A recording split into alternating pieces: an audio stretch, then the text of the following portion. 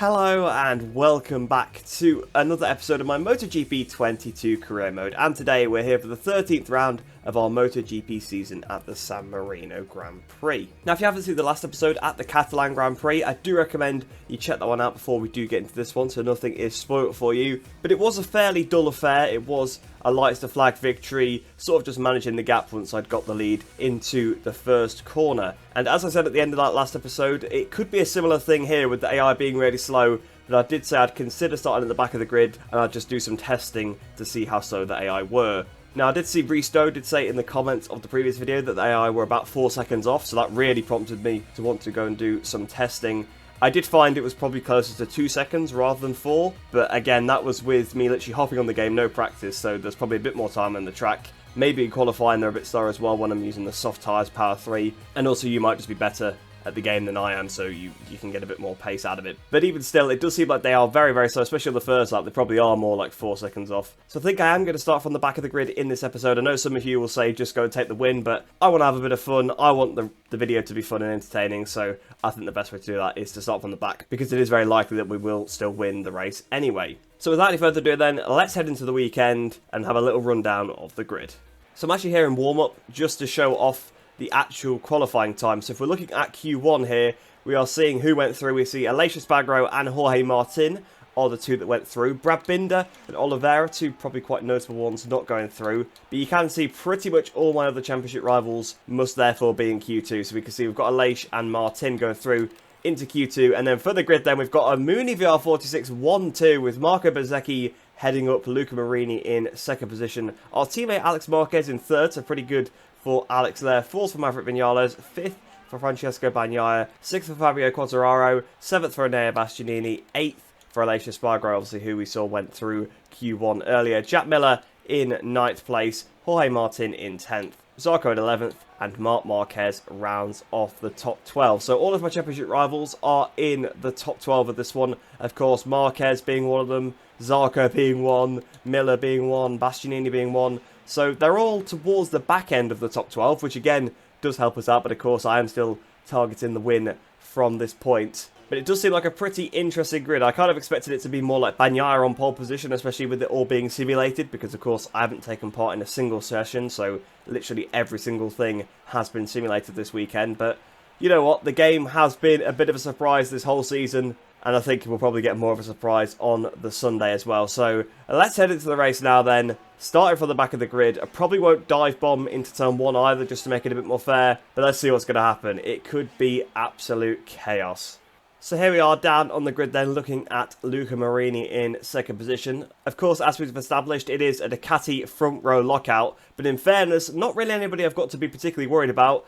Brad Binder as well, I think, has also sort of put himself up in the championship a little bit more as well, tied with Bastianini. So him being down in 14th place, again, that does help us out quite a bit. But I honestly am really looking forward to seeing how this race is going to pan out, because it can be pretty crazy at the first couple of corners at this circuit, with the AI just taking weird lines, with it being a bit of a flip-flop, and because it's so congested, you will see perhaps some incidents take place, some that we might even get involved in, which of course will set me back. Even though I've already disadvantaged myself, if I get caught up in a crash, it'll be even harder. So I think it is a 7-lap race, so that should give us plenty of time to try and get through. Of course, like I said, they are several seconds a lap off the pace, especially in the braking zones, so it does make it quite easy to pull a pass, although there are some parts of the track where, to be honest, that they're about right. They're actually not too bad. So there'll be some parts of the track where they're going really, really slow, other parts where they aren't too bad, they're actually quite fast. But without any further ado, let's get into the race then and see what we can do from this 22nd place on the grid. We're ready for action here at the Misano circuit.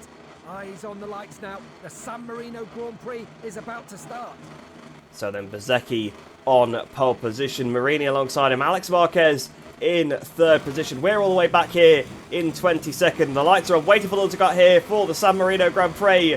Lights out and away we go. And I actually got a really bad launch there, so I didn't even need to deliberately not get them all off the line into turn 1. You can see how slow they are going. From now, I am going to attack as if they are my championship rivals. We've gone through the first couple of corners. There has been a crash there. You can see that was Mir and I think Augusto Fernandez that went down. So I did say that could happen, because again, that did happen whilst I was testing. So I knew that definitely would probably happen.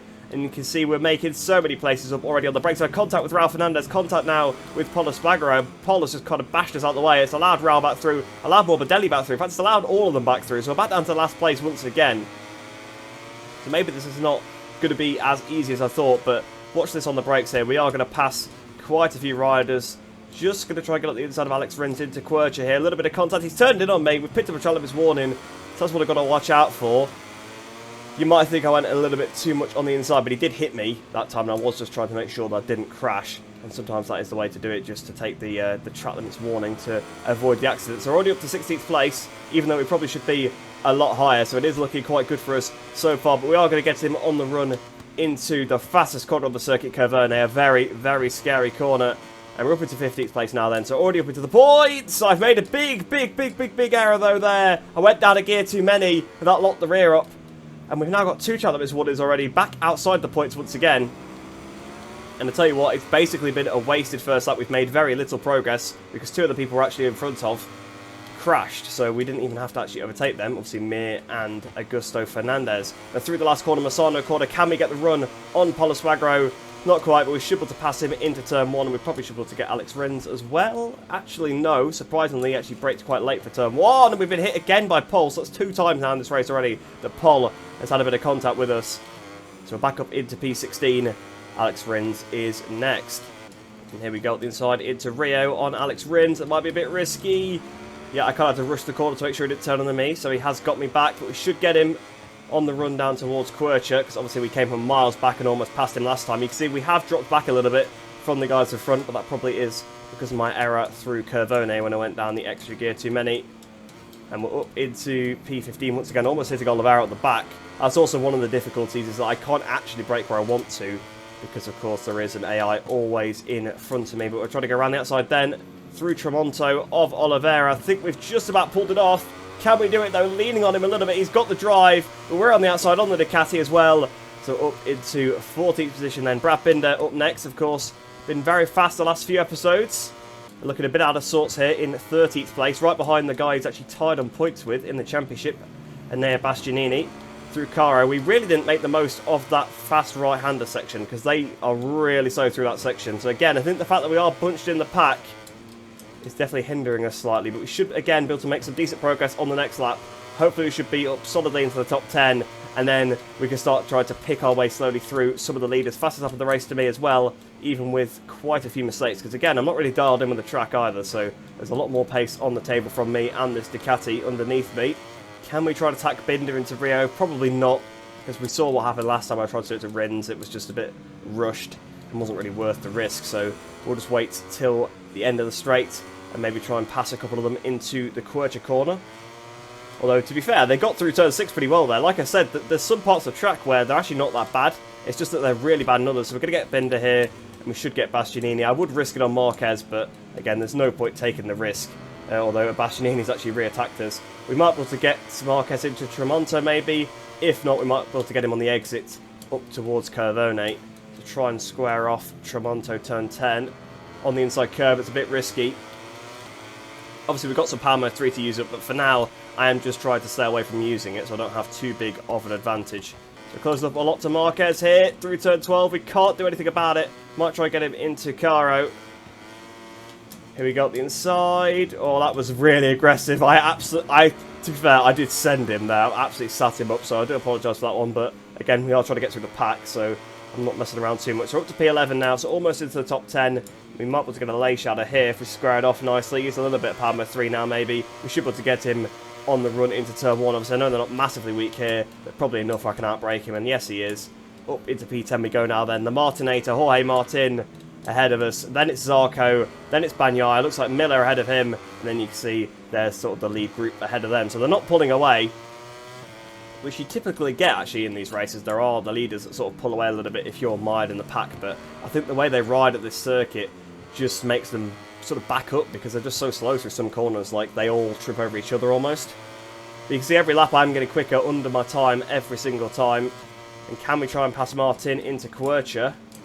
It's going to be a bit risky. I probably braked a bit early. I've actually just absolutely rammed him. I thought it was going to go down then, to be honest. That's why I kind of sort of stopped talking. I thought the front had completely gone. So I've been riding quite poorly in this race, it must be said.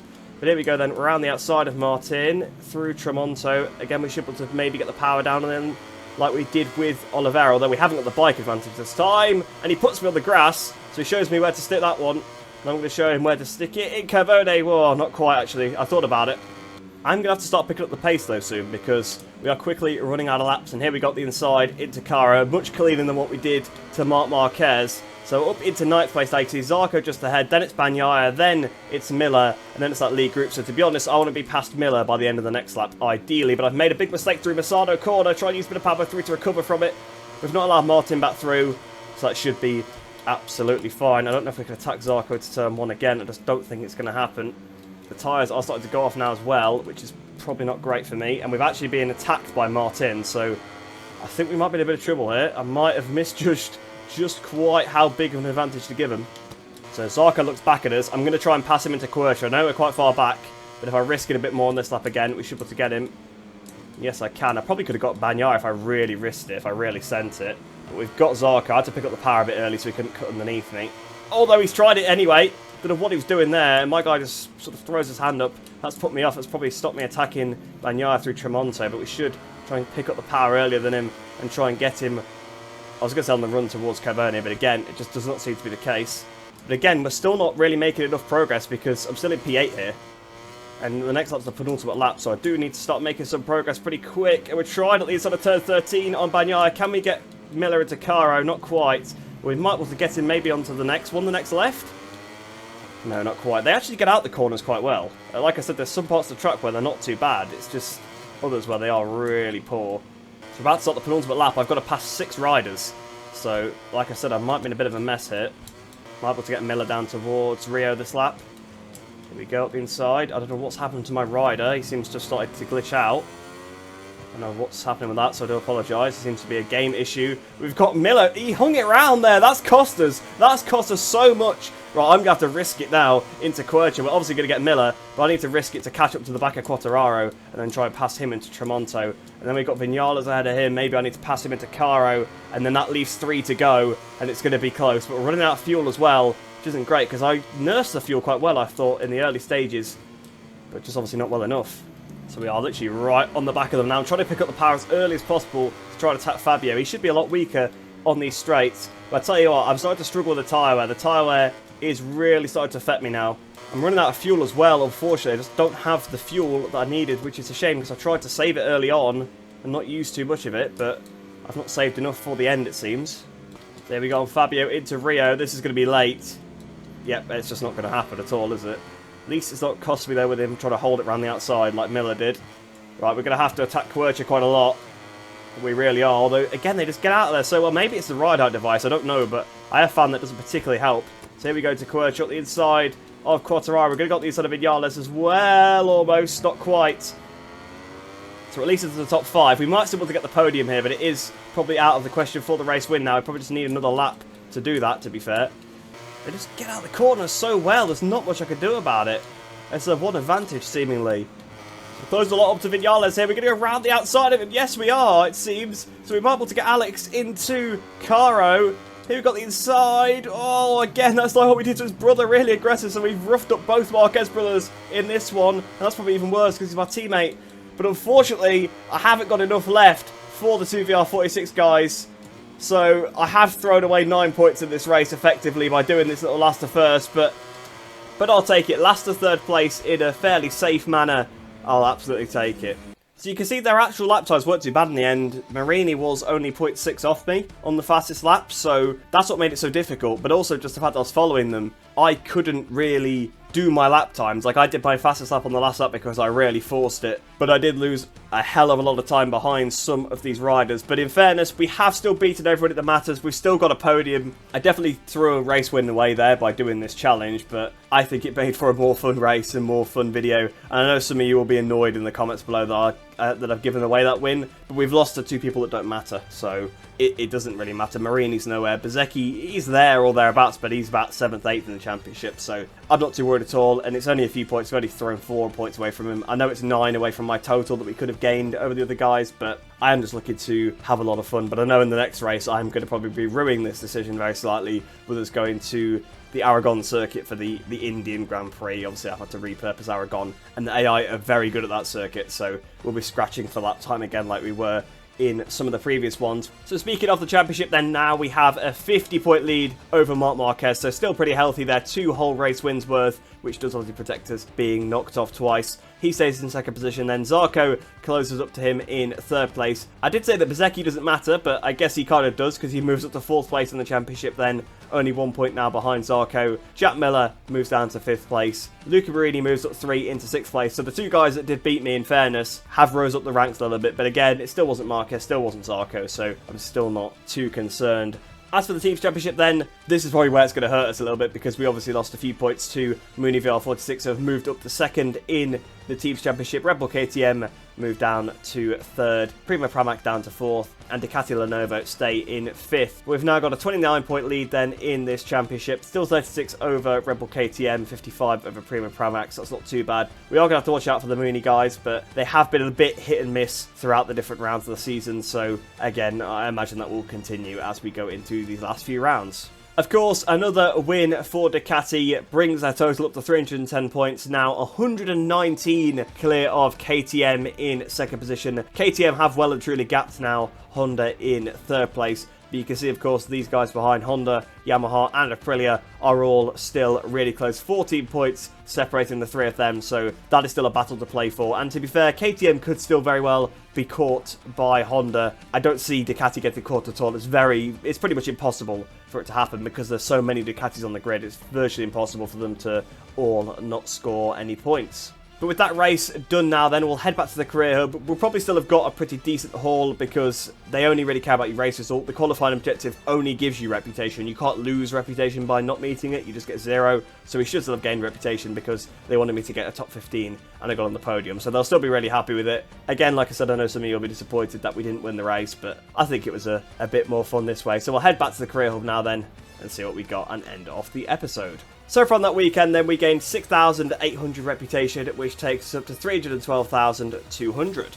As for the credits, we gained 28,480, which takes us up to 863,698. So here we are then, back in the career hub, and of course, as you can see, it is telling me to go to the official test. I'm going to just completely skip that, because obviously this is going to be the last season in the game, because the new game is coming out very, very soon, so I'm not going to have to test anything for next year's bike. So there isn't actually anything for us to do here, but there is actually only 1 more week till our engine upgrade comes in as well. So for the next episode, we should have a new engine, which we probably are going to need for a circuit that we are probably going to struggle a little bit more on, because it is a track where the AI are very fast. But hopefully you guys enjoyed that race. It was a very, very interesting one, because I actually quite enjoyed trying to size through the pack. It was just a bit frustrating when I saw the laps counting down and I wasn't making enough progress. And I did risk it obviously on the last lap a bit more, made a few more passes than I normally would have done. But like I said, I hope you guys did enjoy that one. Let me know in the comments below what you thought of this race. Hopefully it was an enjoyable one, much more action than the previous one, of course. But I hope you do